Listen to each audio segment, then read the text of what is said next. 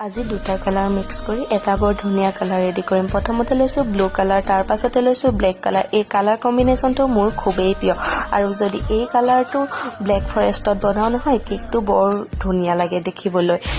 চাওকচোন কালাৰটো এইটো কালাৰ। বাৰু নমস্কাৰ, মই ইপচিতা। মই হৈছোঁ নগাঁৱৰ পৰা এগৰাকী হোম বেকাৰ। মই আপোনালোকৰ বাবে ধুনীয়া ধুনীয়া কেকবোৰ ৰেডি কৰি যাওঁ আৰু আপোনালোকক যদি এনেকুৱা ধুনীয়া ধুনীয়া কেক ৰেডি কৰি দিব লাগে তেনেহ'লে মোক আপোনালোকে ডেছক্ৰিপশ্যনত দিয়া নাম্বাৰত অৰ্ডাৰ কৰিব পাৰে। বাৰু তাৰ আগতে আৰু এটা কথা কওঁ, আপোনালোকে যদি মোক কেকৰ অৰ্ডাৰ দিয়ে তেনেহ'লে দুদিনৰ আগত দিব, কিয়নো মই কেক ৰেডি কৰি নথওঁ আৰু সময়ত যদি কেক দিবলৈ দিয়ে মোৰ প্ৰব্লেম হ'ব।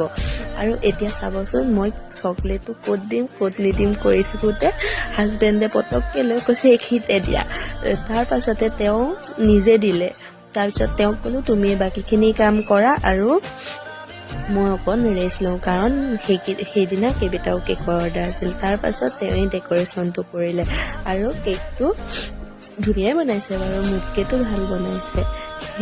শেষত চাবচোন আপোনালোকে কেকটো কেনেকুৱা হয়। আৰু আকৌ এবাৰ কওঁ যে আপোনালোকে মোক কেকৰ অৰ্ডাৰ দিলে দুদিনৰ আগত দিব, কিয়নো তেতিয়াহে মই পাৰফেক্ট এটা কেক আপোনালোকক ৰেডি কৰি দিব পাৰিম। নহ'লে সময় মূৰত যদি কেকৰ অৰ্ডাৰ দিয়ে তেনেহ'লে ডেলিভাৰী দিবলৈ প্ৰব্লেম হয়।